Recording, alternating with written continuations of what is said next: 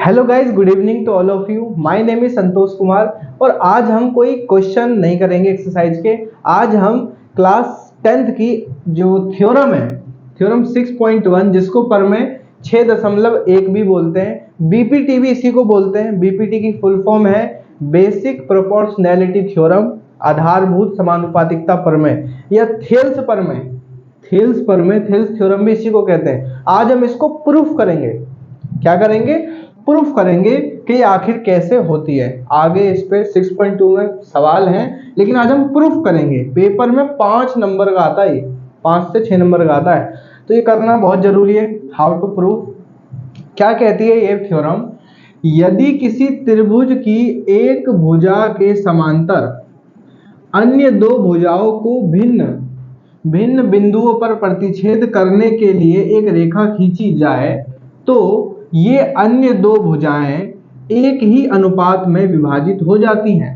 कहने का मतलब ये है कि यदि किसी त्रिभुज की एक भुजा के समांतर, ये एक त्रिभुज यहां हमने बनाया है, एक भुजा के समांतर, समांतर का मतलब होता है आमने सामने और कभी ना मिले, ठीक है। एक भुजा के समांतर अन्य दो भुजाओं को, अन्य दो भुजाओं को, ये दो भुजा बच गई, एक भुजा के समांतर अन्य दो भुजाओं को भिन्न भिन्न यानी अलग अलग बिंदु पर प्रतिच्छेद करने के लिए एक रेखा खींची जाए। देखो, ये एक बिंदु हो गया, ये एक बिंदु हो गया, इन दोनों बिंदुओं पर प्रतिच्छेद कर रही है रेखा। आगे लेके जाऊं इधर इधर, तो प्रतिच्छेद करेगी। प्रतिच्छेद करने के लिए एक रेखा खींची जाए तो ये अन्य दो भुजाएं एक ही अनुपात में विभाजित हो जाती हैं। ये जो दो भुजाएं हैं त्रिभुज की, ये दोनों एक ही अनुपात में, यानी ये दोनों अनुपात और ये दोनों अनुपात बराबर हो जाते हैं। ओके, फिर से बता रहा हूं एक बार और। यदि किसी त्रिभुज की एक भुजा के समांतर कोई रेखा खींची जाए, रेखा जिस बिंदु पर प्रतिच्छेद करेगी, रेखा जिस बिंदु पर प्रतिच्छेद करेगी, प्रतिच्छेद करने के बाद जो दो भुजाएं हैं वो बट जाएंगी, दो भुजाएं बट जाएंगी और दो भुजाएं एक अनुपात में बट जाएंगी, यानी ये बटे में ये बराबर हो जाएगा, ये बटे में इसके। कब? जब एक भुजा के समांतर दूसरी भुजा खींची जाए, रेखा खींची जाए। तो देखो कैसे करेंगे।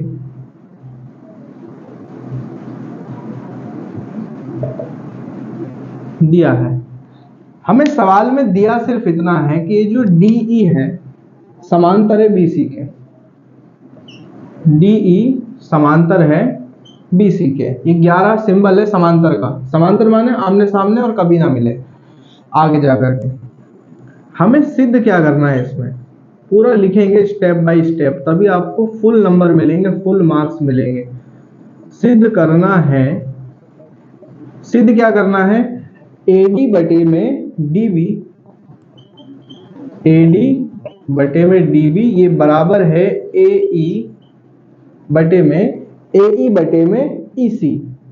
ओके, ये हमें सिद्ध करना है, प्रूफ करना है।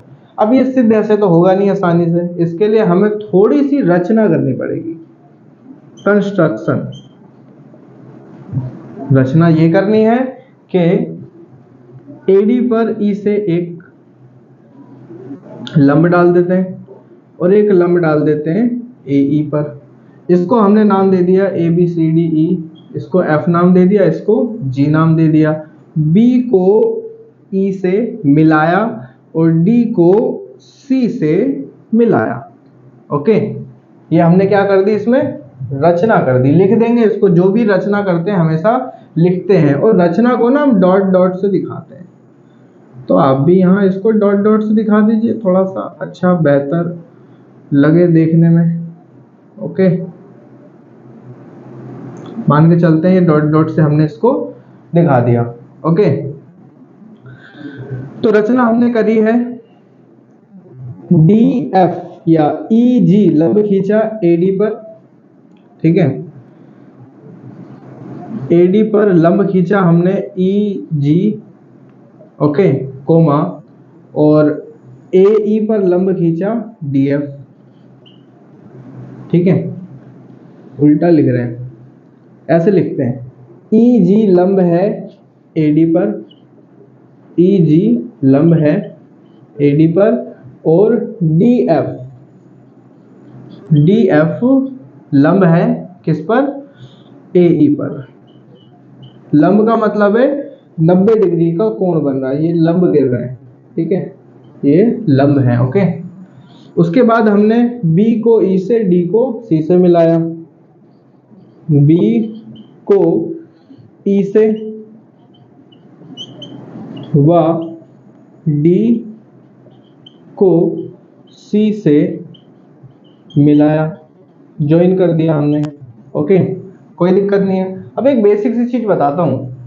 बेसिक सी चीज ये है कि जब भी कोई समकोण त्रिभुज हो, कौन सा त्रिभुज हो, समकोण त्रिभुज हो 90 डिग्री वाला राइट एंगल ट्राइंगल, उसके अंदर जहां पे लंब गिरता है वो होता है आधार यानी कि बेस, और ये जो खड़ी रेखा होती है बिल्कुल खंबे की तरह, इसको हम बोलते हैं लंब। क्या बोलते हैं, लंब बोलते हैं। ये भी बता देता हूँ, ये क्या होता है, कर्ण होता है। तो अगर हमें इसका क्षेत्रफल निकालना है, क्या निकालना है, क्षेत्रफल निकालना है किस त्रिभुज का, समकोण त्रिभुज का, याद रखना। तो उसका फॉर्मूला होता है 1/2 गुणा में आधार गुणा में लंब। आधार ये है, लंब ये है। ओके, ये फॉर्मूला याद रखना क्योंकि यही फॉर्मूला इसमें लगने वाला है, इसी फॉर्मूले से ये होने वाला है। तो इजी सा फॉर्मूला है। ओके, अब यहां आ जाओ। सबसे पहले हम क्षेत्रफल निकालते हैं।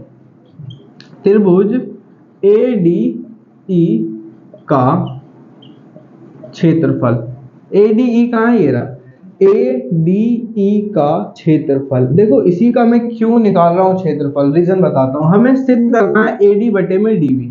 तो AD कहाँ है, ये रहा, AD आता है ADE त्रिभुज में, और DB कहाँ है, ये रहा, DB किस में आता है, DB आता है इस वाले त्रिभुज में, दिख रहा है। तो हम दोनों त्रिभुज का एरिया निकालेंगे और भाग कर देंगे, सिंपल। ADE का क्षेत्रफल बराबर 1/2 गुणा में आधार और लंब की गुणा कर दो। आधार है AD, देखो जहां पे लंब गिरता है वो होता है आधार, और बिल्कुल जो खड़ी रेखा होती है वो होता है लंब।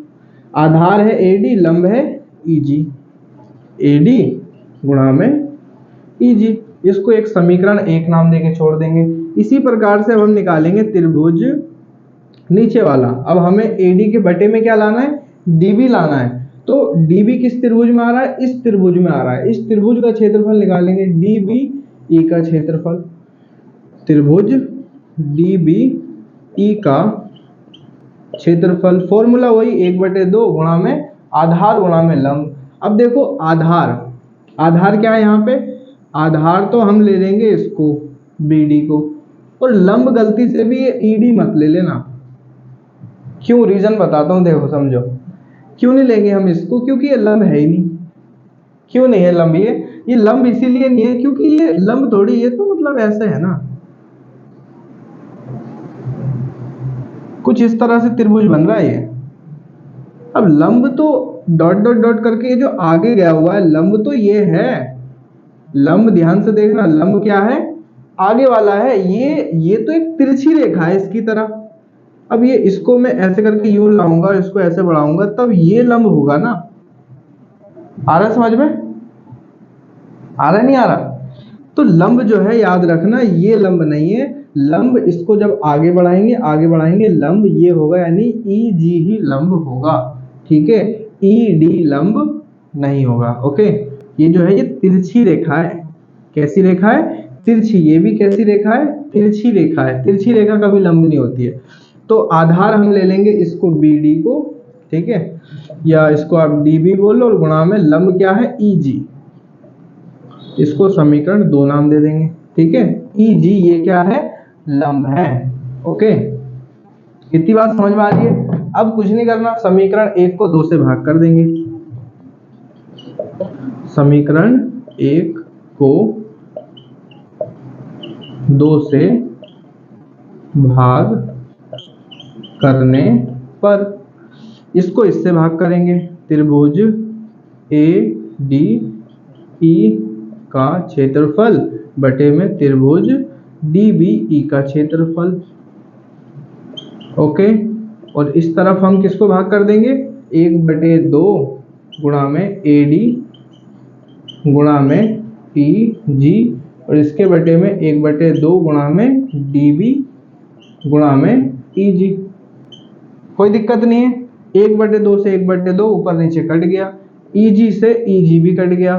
तो ये आपका त्रिभुज ADE का क्षेत्रफल बटे में त्रिभुज DBE का क्षेत्रफल, DBE का क्षेत्रफल बराबर क्या आ गया, AD बटे में DB, AD बटे में DB। इसको समीकरण A नाम देके छोड़ दो, इजी।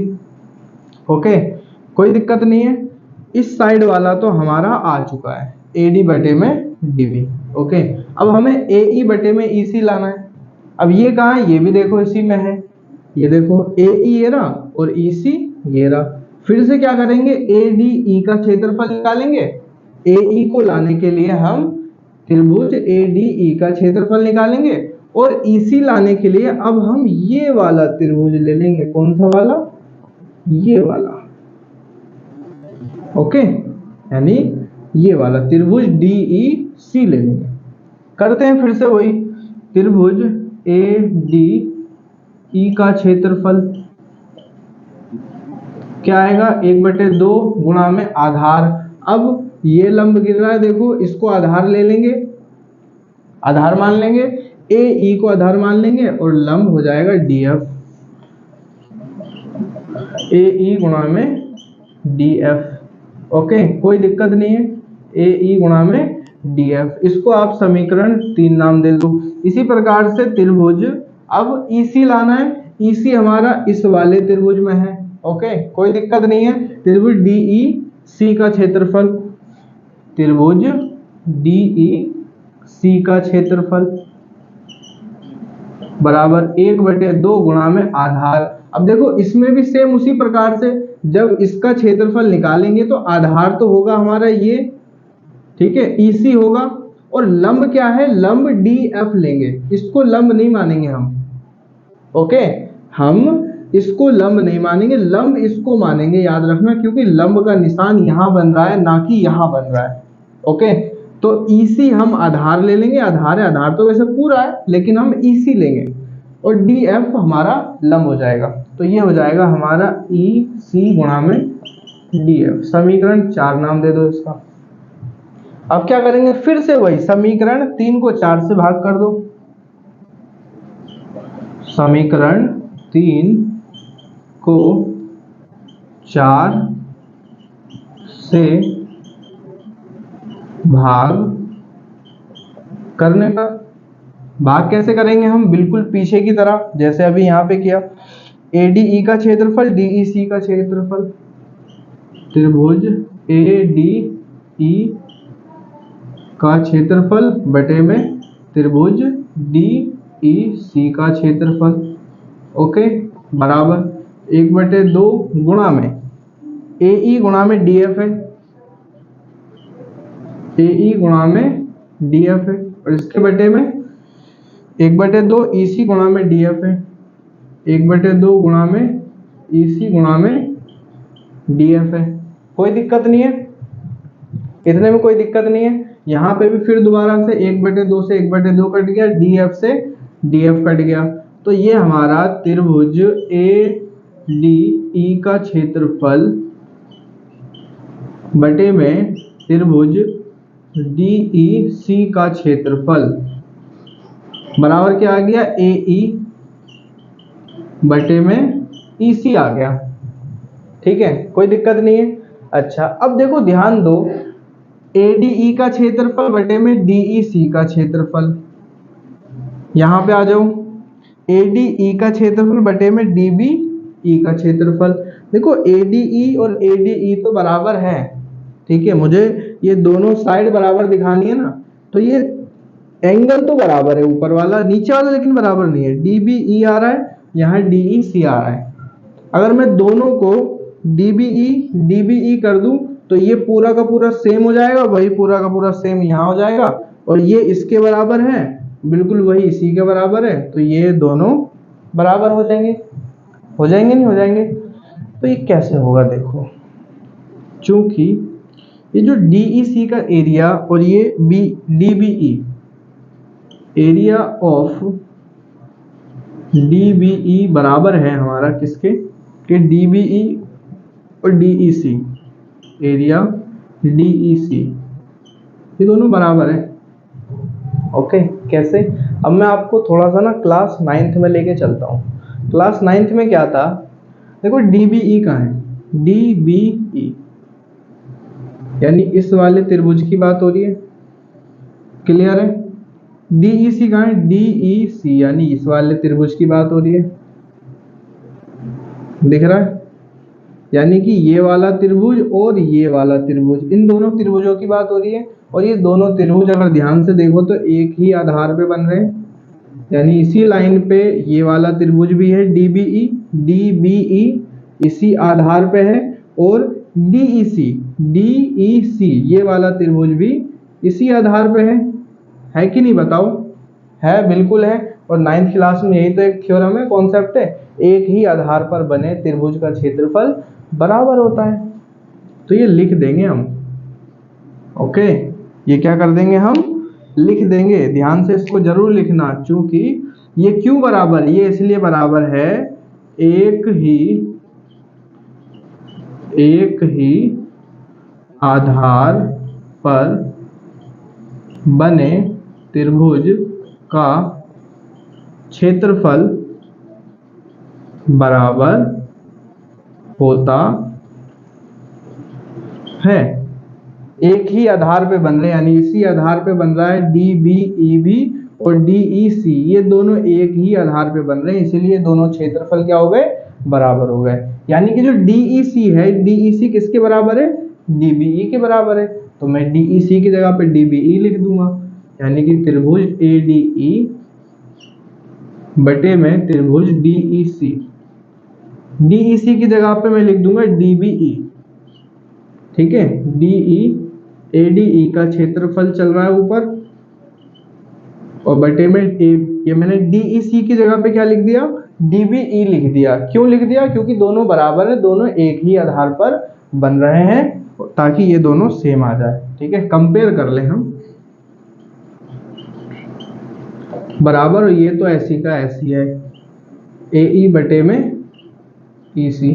अब इसको समीकरण B नाम दे दो, ओके, इतने में कोई डाउट नहीं है, इजी है, आसान है। अब समीकरण A और समीकरण B को ध्यान से देखना, ADE का क्षेत्रफल, DBE का क्षेत्रफल, यहाँ भी ADE का क्षेत्रफल, DBE का क्षेत्रफल, ये बराबर है इसके और ये बराबर है इसके, यानी ये दोनों चीज सेम ही तो है।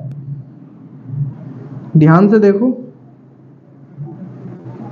ध्यान से देखो, सेम है कि नहीं, ये दोनों चीज सेम आ गई हमारी, दोनों चीज सेम आ गई, ये दोनों चीज इसके बराबर है, तो ये दोनों भी तो बराबर होंगे, होंगे नहीं होंगे? तो डायरेक्ट लिखेंगे समीकरण A व B की तुलना करने पर, अगर हम A और B की तुलना करते हैं तो हम पाते हैं कि ये ADE बटे में DBE का क्षेत्रफल बराबर है इसके AD बटे में DB के, ठीक है।